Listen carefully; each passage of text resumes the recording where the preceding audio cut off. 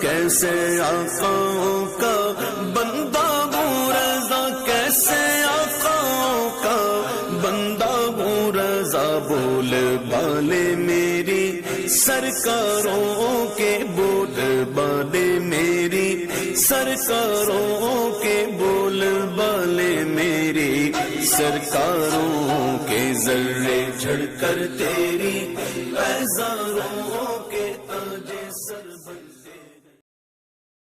السامعین، السلام علیکم ورحمۃ اللہ وبرکاتہ۔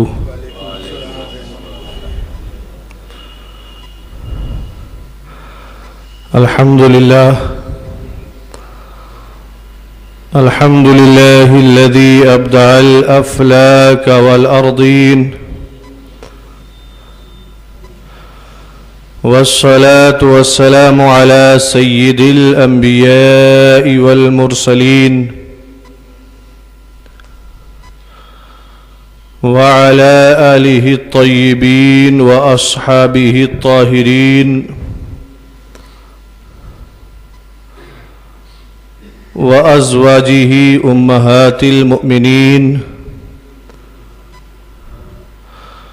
وابنه الغوث الأعظم الجيلاني أجمعين، أما بعد، فأعوذ بالله من الشيطان الرجيم.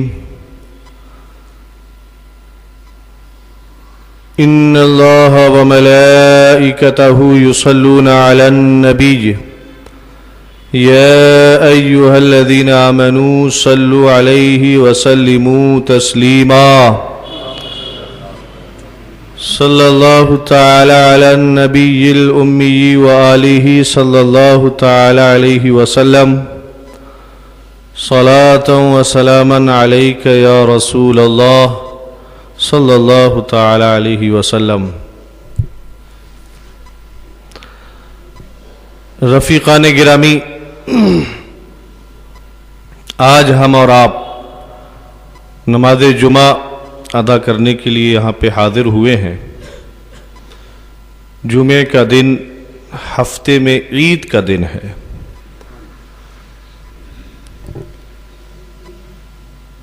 آج کچھ باتیں ہم آپ کے گوش گزار کرنے کی کوشش کریں گے۔ کل رات مغرب کی نماز کے بعد میں ہمارے بانگی صاحب کیا ہے الطاف بھائی جندہ، اللہ انہیں شفا صحت عطا فرمائے، کی عیادت زیارت کے لیے گئے۔ تو عیادت کرنا بہرحال ثواب کا کام ہے۔ میں گیا اس لیے نہیں، یعنی میرے آقا صلی اللہ علیہ وسلم کی سنت ہے۔ تو وہاں پر کیا ہے، دعا کے سلسلے سے گفتگو شروع ہوئی۔ دعا ہے نہیں بانگی صاحب جی؟ پھر وہ کافی باتیں ہوئی، بات ختم ہو گئی۔ آج صبح میں مطالعہ کر رہا تھا، کتاب پڑھ رہا تھا، تو اس میں جو ہے ایک قول ملا، جو قول عربی میں ہے، جس کا مطلب ہوتا ہے لولا الاحیاء لا ہلک الاموات، اگر زندہ لوگ نہ ہوتے تو مردہ ہلاک ہو جاتے۔ آپ بھی سن کے شوق میں پڑ گئے ہوں گے بھائی کہ زندہ نہ ہوتے تو کیا مردہ زندہ کو بچا رہا ہے، زندہ لوگ مردہ کو بچا رہا ہے۔ فرمایا کہ زندہ لوگ اگر نہیں ہوتے تو مردہ ہلاک ہو جاتے، جس کا نتیجہ یہ ہوتا ہے کہ مردہ لوگوں کو بچانے والے یہ زندہ لوگ ہیں۔ تو میں نے جب یہ پڑھا تو مجھے بھی تھوڑا شوق لگا کہ یار زندہ لوگ مردہ کو بچا رہے ہیں، حالانکہ یہاں زندہ کو نہیں چھوڑ رہا ہے، ٹانگ کھینچنے پہ لگے ہوئے ہیں، زندہ کی خیر خبر نہیں لے رہا ہے۔ تو یہ زندہ لوگ مردہ لوگوں کو کہاں سے بچا رہا ہے؟ تھوڑا سا توجہ کہ زندہ لوگ مردوں کو ہلاکت سے کیسے بچا رہا ہے۔ پھر میں تھوڑا ڈیپ میں گیا تو ایک کتاب ہے جس کا نام ہے شرح الصدور فی احوال القبور، جس کو لکھا ہے علامہ جلال الدین سیوطی علیہ رحمت و رضوان نے۔ تو اس میں نے کئی واقعات پڑھے، اس میں سے ایک واقعہ یہ ہے کہ ایک کوئی نیک اور بزرگ شخص تھے، انہوں نے خواب میں دیکھا اپنے والد محترم کو جن کا انتقال ہو چکا تھا۔ تو خواب میں ان کے والد محترم نے فرمایا، بیٹا تمہاری طرف سے جو ہدیہ ہمارے لیے آتا تھا وہ سلسلہ بند ہو گیا ہے۔ تو وہ جو نیک بزرگ تھے انہوں نے کہا، کیا ہمارے ہدیے تم تک پہنچتے ہیں؟ تمہارے ہدیے، ہم جو ہدیہ یعنی کہ جو بھی تحفہ پیش کرتے ہیں وہ آپ تک پہنچتے ہیں؟ تو انہوں نے فرمایا، لولا الاحیاء لہلک الاموات، اگر تم زندہ لوگ نہ ہوتے تو ہم مردہ لوگ تو ہلاک ہو جاتے۔ اور تھوڑا ڈیپ میں گیا تو پھر مجھے ایک واقعہ وہاں پہ ملا، حضرت مالک بن دینار رضی اللہ تعالیٰ عنہ کا۔ وہ فرماتے ہیں کہ ایک قبرستان میں میں گیا، جمعرات کی رات تھی، یعنی کہ آج جمعہ جو کل رات گزری ہے اسے جمعرات کی رات۔ فرماتے ہیں جب قبرستان میں گیا تو ہر طرف نور ہی نور نظر آ رہا تھا، روشنی ہی روشنی، چمک ہی چمک تھی۔ تو فرماتے ہیں میں نے دل میں سوچا کہ اللہ نے ان تمام مردوں کی مغفرت فرما دی ہے کہ ہر طرف نور ہی نور نظر آ رہا ہے۔ فرماتے ہیں میں اسی وہم و گمان اور سوچ میں تھا کہ ایک غیبی آواز آئی، اور اس آواز میں یہ تھا کہ یہ تو تمہارے مومنین مسلمانوں کی طرف سے پیش کردہ ہدیہ ہے جس کی وجہ سے اللہ نے ان سب کی مغفرت فرما دی ہے۔ تو حضرت مالک بن دینار کہتے ہیں تو پھر مجھے مزید شوق ہوا کہ میں جانوں کہ کیسے ان کی بخشش ہوئی اور اس قبرستان میں کیسے ہر طرف نور نظر آ رہا ہے۔ تو فرماتے ہیں اسی آواز سے ایک جملہ یہ بھی آیا کہ آج ہی رات تم سے پہلے ایک شخص یہاں پر آیا قبرستان میں، اس نے آ کر وضو کیا، 2 رکعت نماز نفل ادا کی، سورہ فاتحہ پڑھی، پہلی رکعت میں قل یا ایھا الکافرون پڑھا، دوسری رکعت میں سورہ فاتحہ پڑھی تو اس کے بعد قل ھو اللہ شریف پڑھا، اور جب دعا نماز پڑھ کے فارغ ہو گیا تو اس نے ہاتھ اٹھا کر رب کی بارگاہ میں دعا کی، مولا جو ثواب مجھے ملا ہے میری طرف سے سارا ثواب اس قبرستان کے مردوں کو پہنچا دے۔ بس کیا تھا، اس نے دعا کی تو اللہ تبارک و تعالی نے اس قبرستان کے سارے مردوں کی مغفرت فرما دی ہے اور اس قبرستان کو نورانی بنا دیا ہے، جس کا جلوہ تم اپنی آنکھوں سے ہر طرف دیکھ رہے ہو کہ نور ہی نور نظر آ رہا ہے۔ اب یہ مطلب ہوا اس کا ہے، لولا الاحیاء لہلک الاموات، اگر زندہ لوگ نہ ہوتے تو مردہ ہلاک ہو جاتے۔ یہ زندہ صحابی ہی تھے جو جمعرات کی رات میں آئے، اچھے سے وضو کیا، 2 رکعت نماز نفل پڑھی، اور اس کے بعد اللہ کی بارگاہ میں دعا کی، دعائے مغفرت، جس کی وجہ سے اللہ تعالیٰ نے گنہگاروں کی تو مغفرت فرما دی اور نیکوکاروں کے درجات کو بلند فرما دیا ہے۔ اب اس کی برکت جب حضرت مالک بن دینار نے دیکھی کہ اس میں تو بڑی برکت ہے کہ 2 رکعت پڑھا اور اللہ نے ہر جگہ نور ہی نور پیدا فرما دیا، تو فرماتے ہیں اسی دن سے ما زال اقرأھا، اسی دن سے میں نے یہ وظیفہ بنا لیا کہ ہر جمعرات کو میں آتا اور وضو کر کے 2 رکعت نماز نفل پڑھتا اور جتنے بھی مرحومین ہیں سب کے لیے دعائے مغفرت میں کیا کرتا تھا۔ یہ سلسلہ بہت دنوں تک چلتا رہا، میرے معمول میں داخل ہو گیا۔ فرماتے ہیں پھر ایک دن میں سویا ہوا تھا کہ خواب میں میرے آقا صلی اللہ علیہ وسلم تشریف لے آئے، ذرا زور سے بول دو۔ آقا صلی اللہ تعالی علیہ وسلم خواب میں تشریف لائے اور فرمایا، اے مالک بن دینار، تم نے میری امت کی مغفرت کی دعا کی ہے، میرے آقا اس سے بھی خوش ہو جاتے ہیں جو ان کی امت کی مغفرت کی دعا کر دے، ہے نہیں؟ رسول اعظم خواب میں تشریف لائے اور فرمایا، اے مالک بن دینار، تم نے میری امت کی مغفرت کی دعا کی ہے، اور اللہ نے تمہاری دعا کے بدلے میں جس جس کی قبر میں بھی نور پیدا کیا ہے، ان سب کے برابر اللہ نے تمہیں بھی نور عطا فرمایا ہے، اور انہی کے برابر اللہ نے تمہیں ثواب عطا فرمایا ہے، اور فرمایا یہ تو یہاں پر ہے، تمہارے لیے آخرت میں اللہ تعالیٰ نے ایک محل تیار فرما دیا، بن اللہ بیتن فی الجنہ، اللہ تعالیٰ نے تمہارے لیے جنت میں ایک گھر تیار فرما دیا ہے۔ اب آپ اندازہ کرو کہ لولا الاحیاء لہلک الاموات، اگر زندہ لوگ نہ ہوتے تو مردہ ہلاک ہو جاتے، مرنے والے ہلاک ہو جاتے۔ اس کا مطلب یہ ہے کہ ہم دعائیں کرتے ہیں، اسی لیے میرے آقا صلی اللہ علیہ وسلم نے فرمایا امتی امت مرحومہ۔ ذرا زور سے بولو۔ ہم اور آپ بولتے نا کہ مرحومہ مرحومہ، فلانی مرحومہ، فلا مرحوم، تو یہ کس لیے بولتے ہیں؟ یہ میرے آقا صلی اللہ علیہ وسلم کی حدیث کے مطابق بولتے ہیں کہ میرے آقا نے فرمایا امتی امت مرحومہ، میری امت وہ امت ہے جس پر اللہ نے رحم فرمایا ہے۔ فرمایا وہ جب قبر میں رکھے جاتے ہیں تو گنہگار ہوتے ہیں، سیاکار ہوتے ہیں، لیکن جب قبر سے اٹھتے ہیں تو مغفور ہوتے ہیں، بخشے ہوئے ہوتے ہیں۔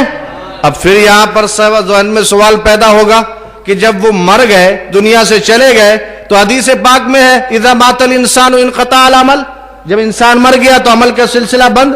مرے تھے گنہگار اور اٹھ رہے ہیں تو بخشے ہوئے، یہ کہاں سے آیا بھائی؟ قبر میں تو کوئی عمل نہیں کر سکتے، کیونکہ انقطاع العمل، عمل کا سلسلہ تو بند ہو گیا۔ تو پھر یہ گنہگار گئے تھے قبر میں، رکھے گئے تھے، گنہگار تھے، لیکن جب حشر میں اٹھ رہے ہیں تو بخشے ہوئے ہیں۔ یہ سب کہاں سے آیا؟ کوئی عمل تو کر نہیں سکتے، کریں گے تو فائدہ ہی نہیں، اول تو کریں گے نہیں، وہاں تو عمل کا سلسلہ تو دنیا میں ہے، قبر میں تو آرام ہے، اسی عمل کی جزا ہے۔ یہاں پر عمل ہے، وہاں اسی عمل کی جزا ہے، بدلہ ہے۔ اسی لیے میرے آقا صلی اللہ علیہ وسلم نے فرمایا، بخاری شریف کی حدیث ہے، الیوم عمل وغدن حساب، آج عمل ہے، کوئی تم سے حساب نہیں لے گا، اور کل حساب ہے، وہاں عمل کا نہیں ہوگا۔ تم سوچو گے کہ کاش ایک موقع مل جاتا، میں دنیا میں جا کے عمل کر لیتا۔ ایسا قرآن نے ذکر بھی کیا ہے، وَأَنفِقُوا مِمَّا رَزَقْنَاكُم مِّن قَبْلِ أَن يَأْتِيَ أَحَدَكُمُ الْمَوْتُ، مرنے سے پہلے پہلے ہم نے جو تمہیں دیا ہے اس میں سے راہ خدا میں خرچ کر ڈالو۔ رب فرماتا ہم نے تمہیں دیا ہے، تمہیں صحت دی ہے ہم نے، طاقت دی ہے ہم نے، مال دیا ہے ہم نے، دولت دی ہے ہم نے، سب کچھ تو ہم نے دیا ہے، اسی میں سے ہماری راہ میں تم خرچ کر لو، اس سے پہلے موت آ جائے۔ اور موت آ گئی اور تم اس وقت سوچو، ہے نہیں، کہ کاش ایک لمحہ کی مہلت مل جاتی، فَأَصَّدَّقَ وَأَكُن مِّنَ الصَّالِحِينَ، تو میں بہت زیادہ صدقہ کرتا اور نیکوں میں سے ہو جاتا، صالحین میں سے ہو جاتا، نیک بندہ بن جاتا۔ تو قرآن فرماتا لن یؤخر اللہ نفسا اذا جاء اجلها، اب تمہارے لیے کوئی مہلت نہیں ہے، لن یؤخر اللہ، ہرگز ہرگز، ڈیپ تحقیق تاکید کے ساتھ فرمایا گیا، ہرگز ہرگز تمہیں ایک لمحے کی مہلت نہیں دی جائے گی جب تمہاری موت آ جائے گی۔ واللہ خبیر بما تعملون، اور اللہ تبارک و تعالی تمہارے کاموں سے باخبر ہے، وہ جانتا ہے تم کیا کر رہے۔ تو قرآن نے پہلے ہی یہ وضاحت کر دی کہ دنیا دار العمل ہے، یہاں جو کچھ کرنا ہے کر لو، اور جب موت آ جائے تو تم سوچو کہ ایک لمحہ کی بھی مہلت مل جائے۔ لن یؤخر اللہ نفسا اذا جاء اجلها، جب موت آ جائے گی تو ایک لمحہ کی بھی اجازت نہیں ملے گی، آپ پلک اٹھا کے دیکھو اتنا بھی موقع نہ ملے گا، تو کیوں نہ اس سے پہلے پہلے جو کرنا ہے کر لو، بعد میں افسوس ہو۔ تو وہاں تو کام اور عمل ہے ہی نہیں، آدمی سوچے کہ کاش ایک لمحہ کا دوبارہ جانے کا موقع مل جائے، تو قرآن نے منع کر دیا، بالکل تمہیں مہلت نہیں ملے گی۔ تو وہاں تو کام ہے ہی نہیں، لیکن جب رکھے گئے ہیں تو گنہگار ہیں اور اٹھ رہے ہیں تو بخشے ہوئے ہیں، اس کا مطلب کیا ہے؟ تو اسی حدیث میں میرے آقا صلی اللہ علیہ وسلم نے فرمایا کہ مرنے والا مر کے چلا جاتا ہے, قبر میں پہنچ جاتا ہے, لیکن اپنے جانے کے بعد اچھی چیزیں چھوڑ کے چلا جاتا ہے. ذرا زور سے بولو. اچھے کام چھوڑ کے چلا جاتا ہے, اچھا کردار چھوڑ کے چلا جاتا ہے, اچھی تربیت چھوڑ کے چلا جاتا ہے کہ اس کی اولاد اس کے جانے کے بعد اس کے لیے دعائیں مغفرت کرتی ہے. اس کے بچے اس کے لیے ہمیشہ رحم کی دعائیں کرتے رہتے ہیں, مغفرت کی دعائیں کرتے رہتے ہیں. تو یہ رزلٹ آؤٹ ہوتا ہے قبر جب حشر میں اٹھتا ہے کہ جب دنیا سے گیا تھا تو گنہگار تھا, اس کے اچھے کردار نے, اچھی تربیت نے, اچھے کاموں نے اس کے نامہ اعمال کا سلسلہ جاری رکھا, مسجد بنا دی تھی, لوگ نماز پڑھ رہے تھے, وہ قبرستان میں ہے لیکن ثواب اس کو مل رہا ہے. اب اگر اس نے اچھی تربیت سے بیٹا چھوڑ دیا تھا, وہ تو چلا گیا, قبر میں ہے, اس کا کام تو نہیں ہو رہا ہے, لیکن اس بچے کی دعائیں, اس بچے کا رحم, اس بچے کا رب کی بارگاہ میں التجا کرنا, یہ سارا ثواب اسے قبر میں مل رہا ہے. لہذا دعائیں ہوتی رہتی ہیں, مغفرت ہوتی رہتی ہے, رحم کی التجا ہوتی رہتی ہے. گنہگار ہوتا ہے, جب میدان محشر قائم ہوگا تو وہی شخص بخشا ہوا شمار کیا جائے گا. تو یہ ہے مطلب, سمجھے, لولا الاحیاء لہلک الاموات. اگر یہ زندہ لوگ نہ ہوتے تو مردہ لوگ ہلاک ہو جاتے. اب ظاہر سی بات ہے, جو گنہگار گیا وہ گنہگار ہی رہتا, جو سیاہ کار گیا سیاہ کار ہی رہتا. لیکن یہاں زندہ لوگ ہیں, ہم اور آپ ہیں, ان کے لیے دعائیں مغفرت کرتے رہتے ہیں, دعائیں رحم کرتے رہتے ہیں, دعائیں کرم کرتے رہتے ہیں. اللہ تعالیٰ ان کے گناہوں کو نیکیوں میں بدل دیتا ہے, ان کی مغفرت فرما دیتا ہے. اللہ تبارک و تعالیٰ ان پر رحم فرماتا ہے.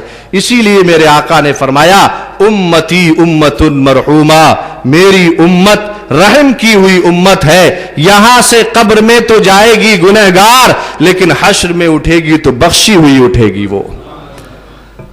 تو رسول اعظم صلی اللہ تعالی علیہ وسلم کا یہ کرم اس امت پر کہ دنیا سے جانے کے بعد بھی سلسلہ چالو رہتا ہے. تو یہ ایک مرنے والے باپ کی اپنی اولاد سے کوئی دوسری التجا نہیں ہوتی ہے. ابنائی, اے میرے بچوں, انقطع عملی, میرے عمل کا سلسلہ ختم ہو گیا ہے. وانتم عملی, اب میری امید تم سے لگی ہوئی ہے. کیا؟